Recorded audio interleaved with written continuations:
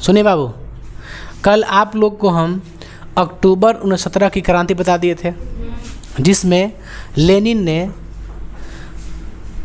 जो मेंशेविक दल के जो लीडर्स थे, कौन थे? केरेंस्की को हटा करके बलपूर्वक उन लोगों ने बोल्शेविक दल पार्टी का स्थापना कर दिया। माने पहले से था पार्टी, लेकिन सरकार में आ गई वो पार्टी।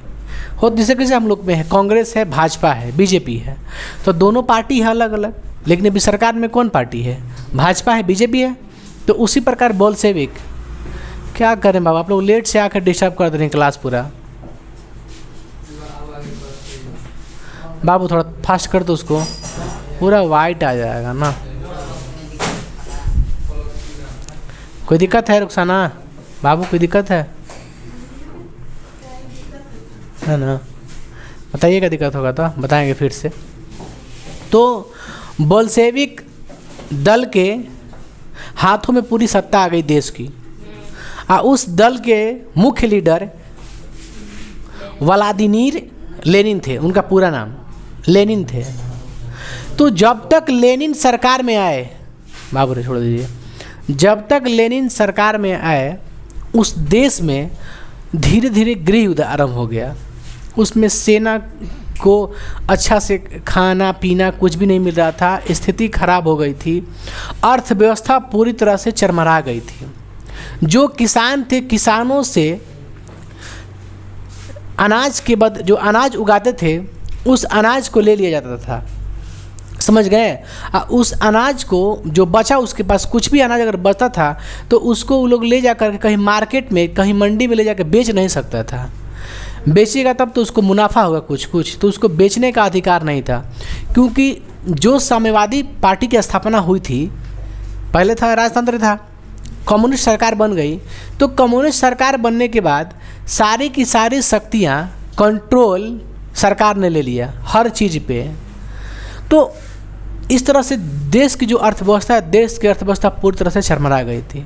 तो इसलिए लेनिन नाम के जो लीडर थे, जो मुख्य वहाँ के नेता थे, उन्होंने अर्थव्यवस्था को सही करने के लिए, सुचारू रूप से चलाने के लिए उन्होंने NEP लागू किया, न्यू इकोनॉमिक पॉलिसी, है ना, न्यू इकोनॉमिक्स पॉलिसी, नई आर्थिक नीति लागू किए। जिस तरह बैलेंस बनाने के लिए कि देश में सरकार का भी कुछ कंट्रोल रहे और कुछ निजी व्यक्ति का भी कंट्रोल रहे। यानी कोई अगर कंपनी है, अगर पूरी तरह से उस पर अगर सरकार, गवर्नमेंट अगर अपना नियम थोप दे तो नहीं चल पाता है। जैसे हम लोग कैसे समाजवादी देश है, लोकतंत्र है, लोकतंत्र में क्या है, निजी है बट पूरा तरह से एक निजी व्यक्ति के हाथों में नहीं होता, उसमें कुछ कंट्रोल होता है गवर्नमेंट के पास। तो उसमें क्या था, जब साम्यवादी सरकार आ गई थी तो साम्यवादी सरकार के दौरान वहाँ की सारी शक्तियाँ सरकार के हाथों में चली गई। इस तरह से वहाँ के अर्थव्यवस्था से डगमगा गई। तो डगमगाने की वजह से पूरी समझ के किसी को रोज़ी नहीं मिल पाया, बेरोजगार हो गए लोग, सेना की स्थिति खराब हो गई। इस दौरान इन्होंने, लेनिन ने 1921 में NEP की स्थापना की है, मतलब NEP लागू किए, न्यू इकोनॉमी पॉलिसी। कब लागू किए? 1921 में। इसके दौरान मजदूरों को, सैनिकों को, किसानों को, देश में राष्ट्रीयकरण, ये सब बहुत सारे परिवर्तन लाए समाज में, बहुत सारा चीज़ को नया नया मतलब लागू किए, ताकि कोई अगर किसान अगर खेती करता है, अनाज उत्पादन करता है, तो अनाज के बदले उससे टैक्स लिया जाता था। जैसे अनाज उगा दिया, समझ गए, तो उससे कुछ थोड़ा बहुत उससे टैक्स ले सकते हैं आप, कोई दिक्कत नहीं है, गवर्नमेंट ले सकती है। उसका पूरी तरह से अनाज लेके खुद नहीं बेचेगी, और उसको मार्केट में फिर बेचने का भी अधिकार हो गया। तो जैसे मान लीजिए आपसे कुछ टैक्स ले लिए, तो जो आपके पास अनाज है वो आप बेचिएगा तब आपको प्रॉफिट होगा, क्या समझे? तो इस तरह से NEP लागू हुआ। NEP इसे क्या कहते हैं? Full form new economics policy. इसे कहते हैं पूरी तरह से नई आर्थिक नीति।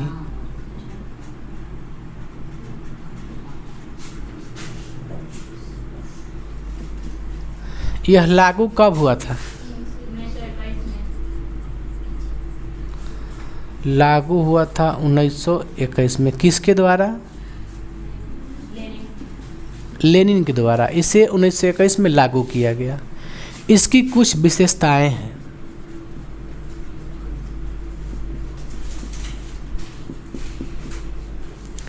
इसकी विशेषताएं क्या है?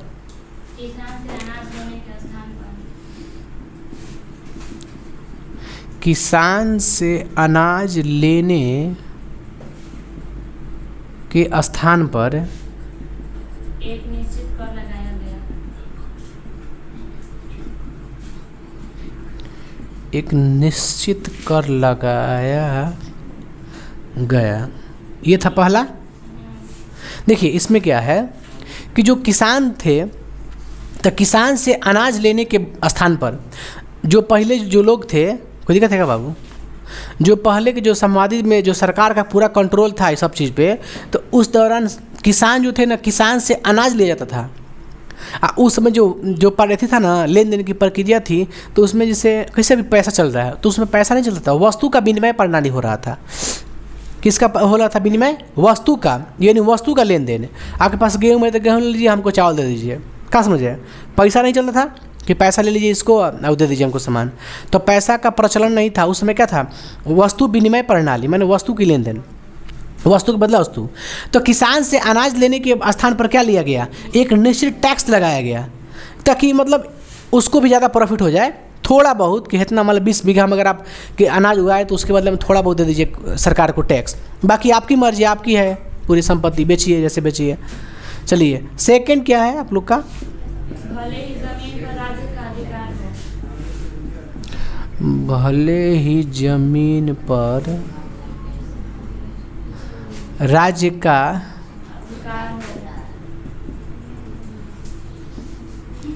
अधिकार है, लेकिन व्यवहारिक रूप से किसान का अधिकार होता है। लेकिन व्यवहारिक रूप से किसान का अधिकार दिया गया है। किसान का अधिकार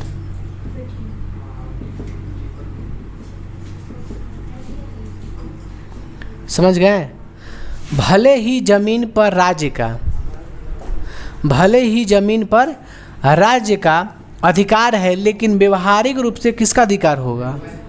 किसान का। राज्य का मतलब होता है सरकार। क्या होता है? सरकार। यानी भले ही जमीन पर किसका अधिकार हो? सरकार का हो, अधिकार हो, लेकिन व्यवहारिक जो उसका उपयोग करे कौन करेगा? किसान करेगा। चलिए थर्ड नंबर पॉइंट यहाँ पे थर्ड है। 20 से कम कर्मचारी वाला उद्योग। 20 से कम कर्मचारी वाला उद्योग और निजी व्यक्ति का अधिकार है। पर निजी व्यक्ति का अधिकार रहेगा,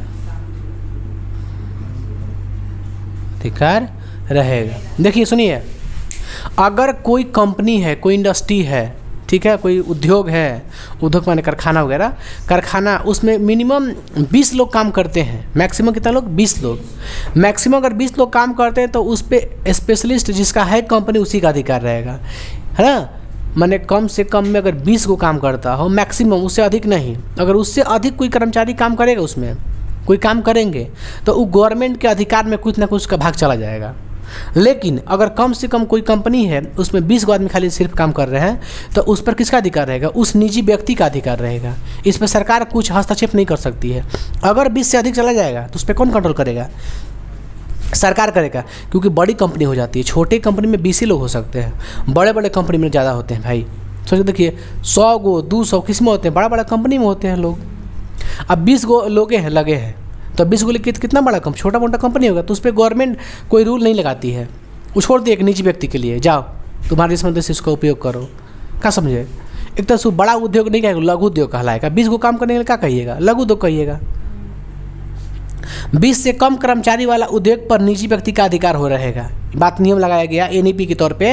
एनईपी के अनुसार क्या लगाया गया कि 20 से कम कर्मचारी वाला उद्योग होगा तो उस पर किसका अधिकार होगा? निजी व्यक्ति का। उस पर सरकार का अधिकार नहीं होगा। चौथा पॉइंट था,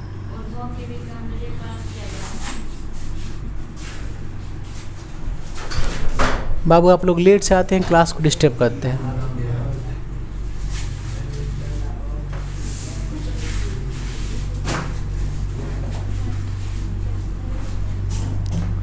उद्योग का विकेंद्रीय, बाबू सुनिए क्या हो गया, उद्योग का विकेंद्रीकरण किया गया। माने उद्योग जो भी कंपनी होगा ना, तो कंपनी पर सिर्फ और सिर्फ जो उसका कंपनी होगा, जो पर्सनल जो निजी व्यक्ति, उसका अधिकार ही नहीं रह पाएगा। जो उसमें लेबर काम करेंगे, जो श्रमिक काम करेंगे, जो भी मजदूर हो, जो मतलब पूरा एकदम गरीब तबके के लोग हो जो काम करते हैं, उस पर सबका अधिकार रहेगा।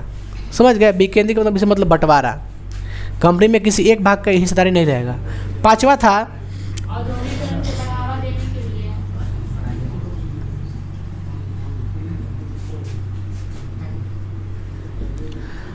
बढ़ावा देने के लिए विदेशी पूंजी विदेशी पूंजी भी सीमित ही नहीं निवेश होगी। पूंजी भी सीमित ही नहीं निवेश होगी। सीमित ही नहीं निवेश होगी। निवेश होगी।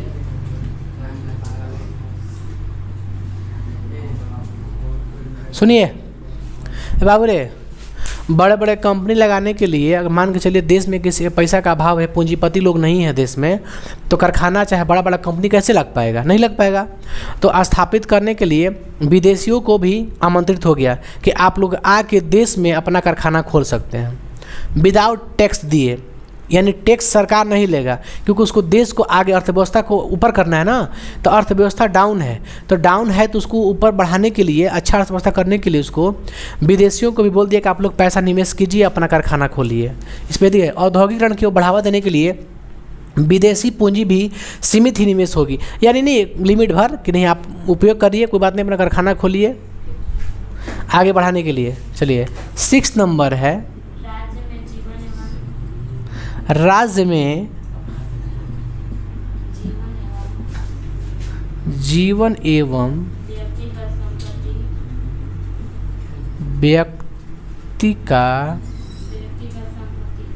व्यक्ति व संपत्ति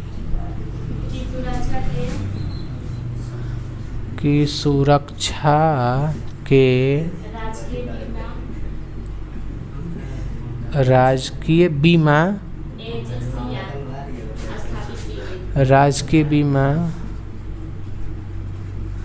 एजेंसियां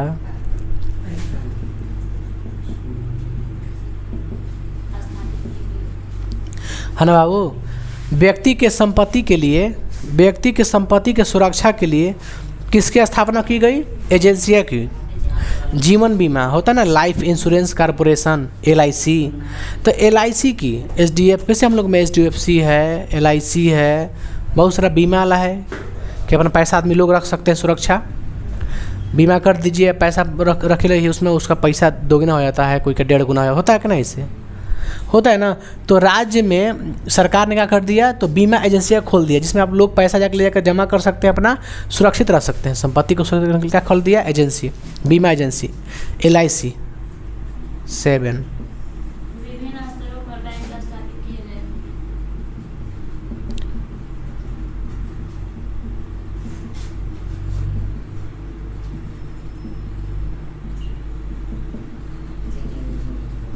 विभिन्न स्तर पर बैंक की स्थापना की गई है ना बाबू।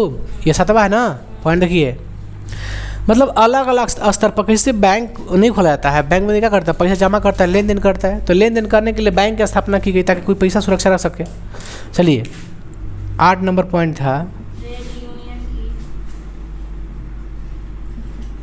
सदस्यता समाप्त की गई। यूनियन की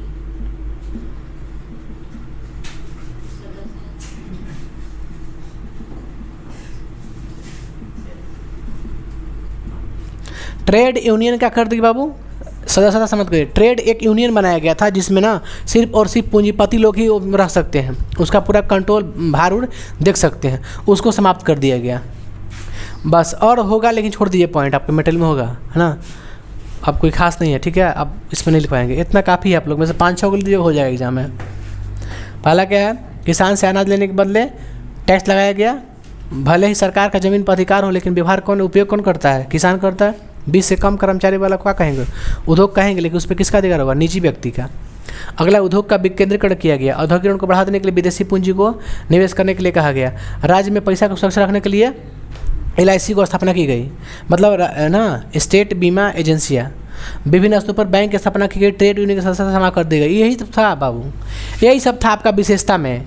NEP की विशेषता था यही सब, अब इसमें कुछ नहीं है आपका, समझ गए।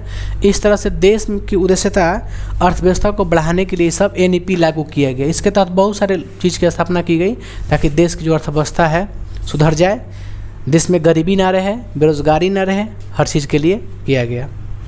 इसके बाद ये आपका 1921 की बात है। 1924 में लेनिन की मृत्यु हो जाती है।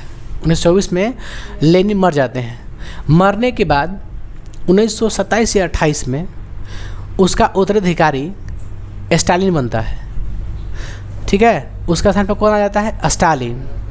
अब प्रधानमंत्री बन जाता है ग्लासनोस्त, कुछ व्यक्ति से था, है ना, गोरबाचोव नाम था उसका, गोरबाचोव नाम था। तो उसने एक पत्रिका भी जारी किया था, उसको बताएंगे, एग्ज़ाम में पूछा था। उसमें आदमी इग्नोर कर देता है क्योंकि थोड़ा सा ख़राब नाम उसका पेरेस्ट्रोइका नाम है, ठीक है। उस थोड़ा सा नाम उसका उटपटाएंगे है, इसलिए आपको लगेगा कि वो नहीं है कि वही एग्ज़ाम पेपर में आ गया था, समझ गए। तो इसको उतार लीजिए बाबू, पहले उसको बताते हैं हम जस्ट बिफोर। सुनिए भावरे, आप लोग NEP के बारे में कुछ समझे? उसमें बस वही पूछेगा आपसे, NEP कब लागू किया गया था? 21 में। कौन किया था? लेनिन। विशेषता पूछेगा तो लिख दीजिएगा 4-5 उसमें से, है ना। चलिए अब बढ़ते बाबू, लेनिन की मृत्यु और सोवियत संघ का विघटन। लेनिन की मृत्यु और सोवियत संघ का विघटन। देखिए बाबू, लेनिन की जो मृत्यु है कब हुई थी ये पता है? 1924 में। लेनिन के मृत्यु के बाद उसके स्थान पे 2 लोग के आने के लिए अधिकार था। कौन कौन? एक थे स्टालिन और दूसरा था ट्रोट्स्की, उसका मित्र था। कितने मित्र थे? लेनिन के। तो एक ट्रोट्स्की चाहते थे कि हम भी बन जाए मेन सरकार, और दूसरा कौन थे? स्टालिन। दोनों में घोर विरोध हुआ, अपने विद्रोह किया। विद्रोह करने के बाद भी अंततः स्टालिन को ही उसका क्या बना गया? उत्तराधिकारी।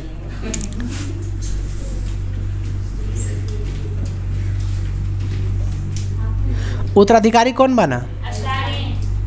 स्टालिन। इसकी मृत्यु भी हो गई थी, पता है कब? 1953 में। इसका कार्यकाल 1928 से ले है, 1928 से कहाँ तक? 1953 तक। 1953 में इसकी मृत्यु हो गई थी। किसकी? स्टालिन की। उसके बाद वहाँ के प्रधानमंत्री बनाए गए।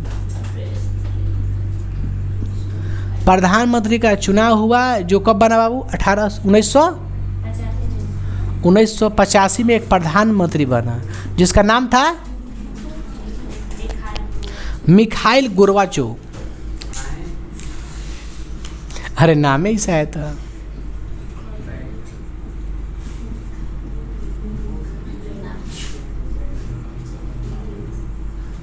इनकी एक पत्रिका थी, इन्होंने एक पुस्तक लिखा। इन्होंने क्या लिखा? एक पुस्तक का नाम क्या था? पेरेस्ट्रोइका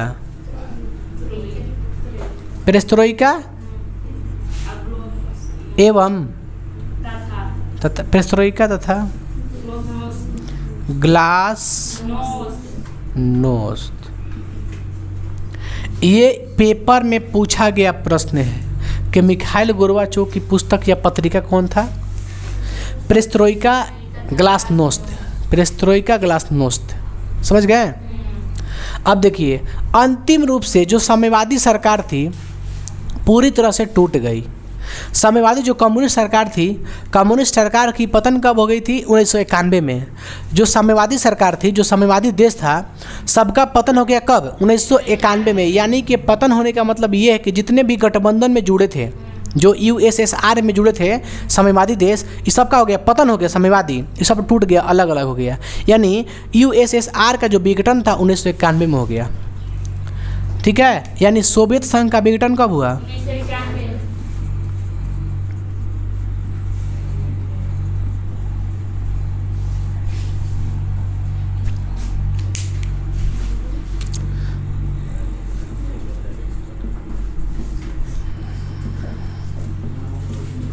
साम्यवाद का पतन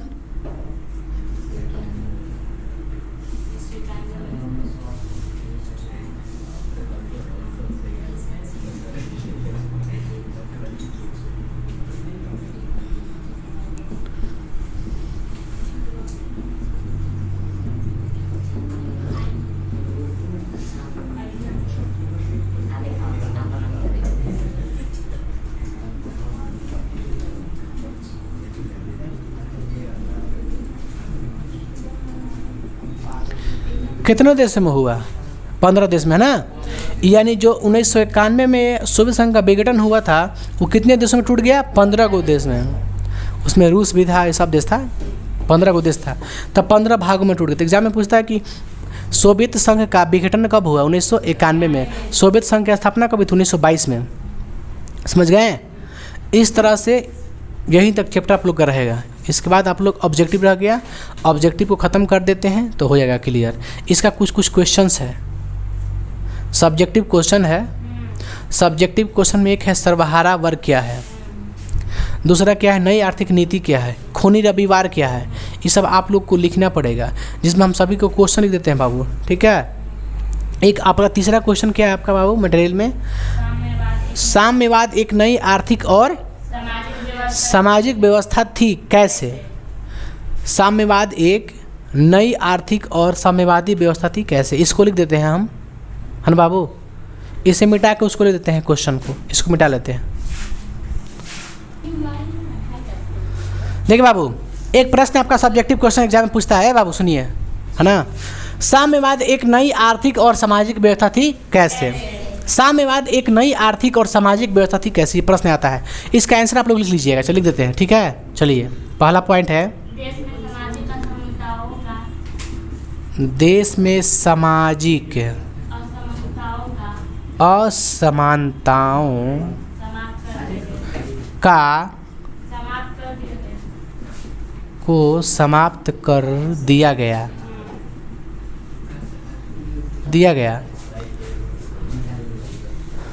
दूसरा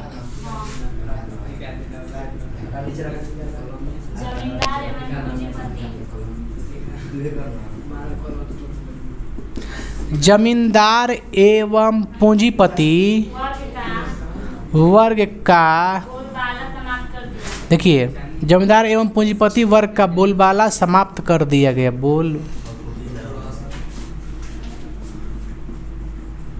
समाप्त कर दिया। तीसरा पॉइंट देखिए बाबू क्या है?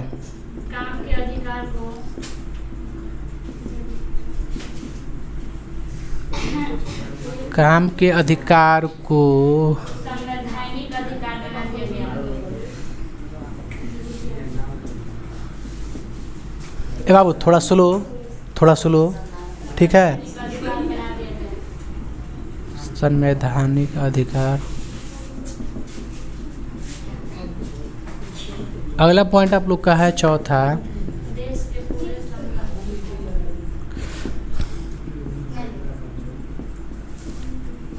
देश के पूरे संपत्ति को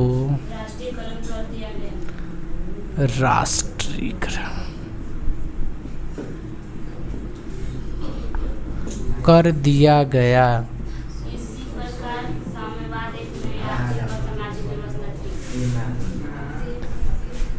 इसी पॉइंट है, लास्ट पॉइंट है ना, राष्ट्रीय कर दिया गया। इसी प्रकार साम्यवाद एक नई आर्थिक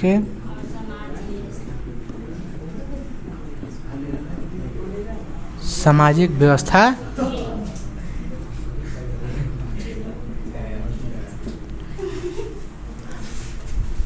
यही पॉइंट है ना आप लोग का।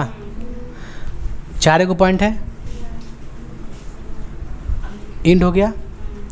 अगला क्वेश्चन लेते हैं आप लोग का, सर्वहारा वर्ग क्या है? क्वेश्चन देखिए क्या है आपका।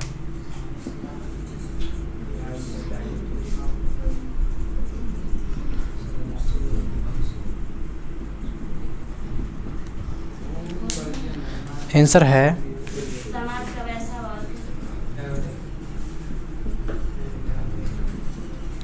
समाज का वैसा वर्ग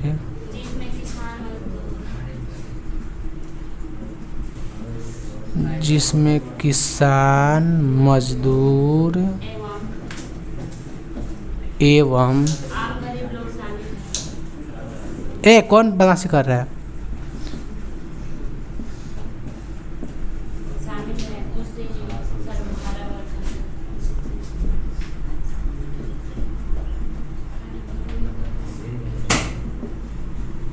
बाबू इंक खत्म हो गया है।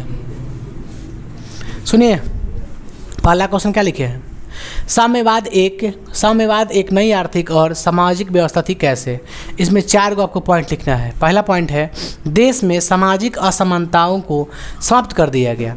क्या कर दिया गया? सामाजिक जो असमानता था, जो समाज में जो बराबर का अधिकार नहीं था, जो असमानता था, उसको क्या कर दिया गया? उसको समान कर दिया गया, यानी असमानता को समाप्त कर दिया गया। इसका मतलब क्या है? समान कर दिया गया। दूसरा, जमींदार एवं पूंजीपति वर्ग का बोलबाला समाप्त कर दिया गया। जो सामंत थे, समझ गए, जो सामंत थे, जो पूंजीपति लोग थे, उनका जो वर्चस्व था उसको ख़त्म कर दिया गया। तीसरा पॉइंट है, काम के अधिकार को संवैधानिक अधिकार बना दिया गया। मतलब काम को एक निश्चित अनुसार आपको एक टाइमिंग के फिक्स टाइमिंग के अनुसार आपको काम करना है, उसके हिसाब से आपको वेतन मिलेगा। अन्य ना कि आप 12 घंटा 15 घंटा 20 घंटा से काम जब कोई करवाएगा, नहीं करवा पाएगा, क्योंकि संवैधानिक रूल हो गया है ना, कॉन्स्टिट्यूशन का हो गया। इसमें बताइए तो संविधान का स्थापना कब हुआ था रूस में? 18 में हुआ था। चलिए, चौथा, देश के पूरे संपत्ति को राष्ट्रीयकरण कर दिया गया, नेशनलिस्ट कर दिया गया। इसी प्रकार साम्यवाद एक नई आर्थिक और सामाजिक व्यवस्था बन गई। हो गई, लिख देते हैं, हुई। अगला क्वेश्चन है, सर्वहारा वर्ग, समाज का वैसा वर्ग जिसमें किसान, मजदूर एवं आम गरीब लोग शामिल हो। मतलब जिसमें सभी गरीब लोग, हर ऊंचे नीचे सभी लोग शामिल हो, हर वर्ग के लोग शामिल हो, उसे क्या कहते हैं? सर्वहारा। सभी लोग, सभी वर्ग के लोग, सभी वर्ग के लोग एक ग्रुप में शामिल, उसे क्या कहेंगे? सर्वहारा वर्ग कहेंगे। और देखिए, सब्जेक्टिव प्रश्न है, हम सिर्फ और सिर्फ सब्जेक्टिव प्रश्न को लिख देते हैं, आप लोग उसको घर पे बनाइएगा, है ना। इसको पहले मिटा लेते हैं, उसके बाद लिखते हैं उसको। देखिए बाबू, हम लोग लिखते हैं सब्जेक्टिव गेस क्वेश्चन, जो आपको 2026 में पेपर में पूछ सकता है क्वेश्चन, है ना। चलिए, उसका प्रश्न ये है आपका। पहला है, खूनी रविवार क्या है?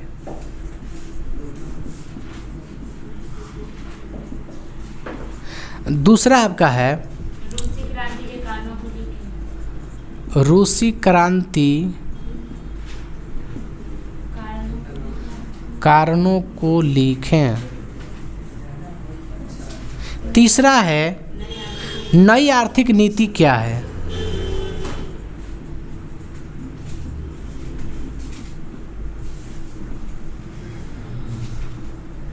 चौथा है,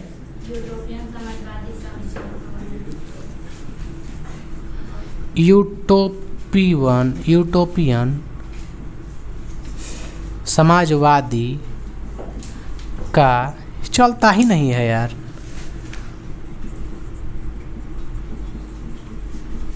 विचारों का वर्णन करें। 5 नंबर प्रश्न है, कार्ल मार्क्स के जीवनी सिद्धांत का वर्णन करें। अगला प्रश्न है, रूसी क्रांति का परिणाम।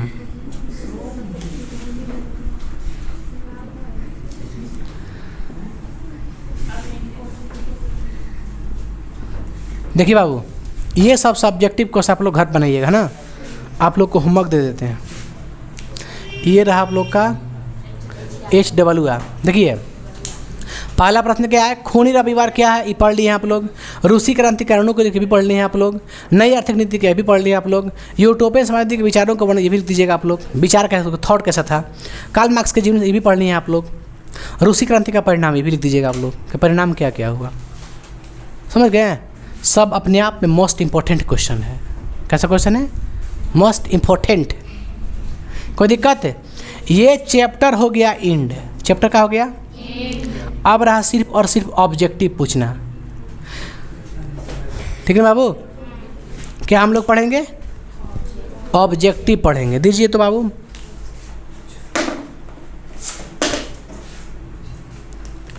चलिए बताइएगा आंसर। पहला प्रश्न, निम्न में से कौन यूटोपियन समाजवादी नहीं था? Saint Simon, Karl Marx, Robert Owen, एक है लुई कला। लुई कला, कला कोई नाम नहीं था। लुई वाला था का? लुई वाला भी नहीं था, वो राजनीतिक विचारों का व्यक्ति था। वार एंड पीस किसकी रचना है? रॉबर्ट ओवन कहाँ का था? रॉबर्ट ओवन का उद्योग कहाँ स्थापित था? अपने कारखाना स्थापित किया था गरीबों को काम करने के लिए, बढ़िया निवास के लिए, हैं, स्कॉटलैंड। वैज्ञानिक समाजवाद का जनक कार्ल मार्क्स का जन्म कब हुआ था? कार्ल मार्क्स का जन्म कहाँ हुआ था? साम्यवादी घोषणा पत्र किनके द्वारा जारी किया गया? फ्रेडरिक एंगल्स, दोनों ने साम्यवादी पत्र जारी किया था, दोस्ती जब हुआ था उसको पेरिस में। दास कैपिटल की रचना किया कब? किसने किया? Karl Marx. दास कैपिटल नामक पुस्तक कब प्रकाशित हुआ? किसके द्वारा किसके पुस्तक को समाजवादियों का बाइबल कहा जाता है? मैंने किस पुस्तक को? दास कैपिटल को। साम्यवाद शब्द का पहला प्रयोग सबसे पहले कहाँ हुआ? कब? 27 से। हालांकि 1917 में दिखाया गया, हालांकि हर जगह बुक में है। खैर चलिए ठीक है, बुक में दिया आप लोग को यही है। तब रूस में जार का अर्थ क्या होता है? रूसी क्रांति के समय वहाँ के शासक कौन था? जार निकोल से पहले कौन था? रूस में बोल्शेविक क्रांति कब हुई थी? नवंबर में कि फरवरी में? रूस का शासक जार निकोल द्वितीय की वंश क्या था? किस वंश का था? रूस में कृषक दास प्रथा का अंत कब हुआ? कब हुआ था?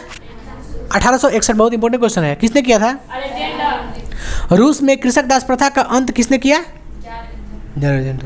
1905 के रूस जापान युद्ध में कौन पराजित हुआ था? रूस।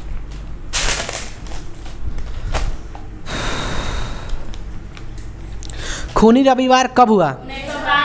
प्रथम विश्व युद्ध में रूस कब बाहर निकल गया? ठीक है, 17 में। जार के पत्नी जरीना के धर्मगुरु कौन थे? रास्पुटिन। चलिए आगे बढ़ते हैं। रूस की बोल्शेविक क्रांति किसके नेतृत्व में किया गया? लेनिन के। बहुत अच्छा। अप्रैल थीसिस का निर्माण किसने किया? लेनिन ने, जब आया था वहाँ से। कहाँ से? स्विट्जरलैंड से आया था। तो लेनिन का जन्म कब हुआ? 1870 में। याद कर लीजिएगा। रूस नई आर्थिक नीति कब लागू की गई? 1921 में। लेनिन की मृत्यु कब हुई? लेनिन का उत्तराधिकारी कौन बना? स्टालिन। लाल सेना गठन किसने किया? ट्रोट्स्की। लेनिन, अब क्लियर हो जाइएगा आप लोग ना, आप लोग रहिए क्लियर। लेनिन ने ट्रोट्स्की की ही सहायता से का स्थापना हुआ था लाल सेना, लेकिन किया था कौन? ट्रोट्स्की। एग्जाम में मारिएगा, ट्रोट्स्की मारिएगा, ठीक है, लेनिन नहीं मारिएगा। आगे बढ़ते हैं। पेरेस्ट्रोइका एवं ग्लासनोस्त की अवधारणा किसने दिया? है ना, मिखाइल गोर्बाचोव। चेका क्या था? गुप्त पुलिस संगठन था। सोवियत संघ का विघटन कब हुआ था? कितने देशों में? 15 में। अंतर्राष्ट्रीय महिला दिवस वो क्या है? वो क्या है?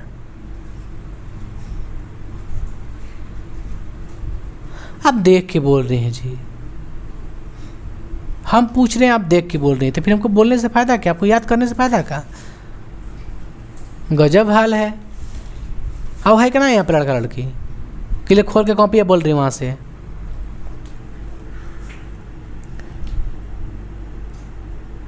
सोवियत संघ का विघटन कब हुआ? अंतर्राष्ट्रीय महिला दिवस कब मनाया गया? याद कीजिए, 8 मार्च को ही क्यों मनाते हैं? मालूम है आप लोग को? हैं?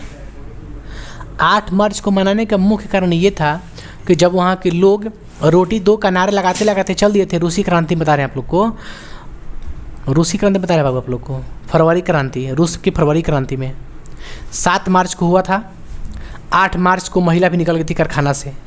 कारखाना से निकलने के बाद उन लोग भी जुलूस में शामिल हो गई। शामिल होने के बाद नारा लगाने लगी। बहुत सारी महिलाएं काम करते करते बाहर निकल गई थी। कब निकली थी? 8 मार्च के। कब निकली थी? 8 मार्च के।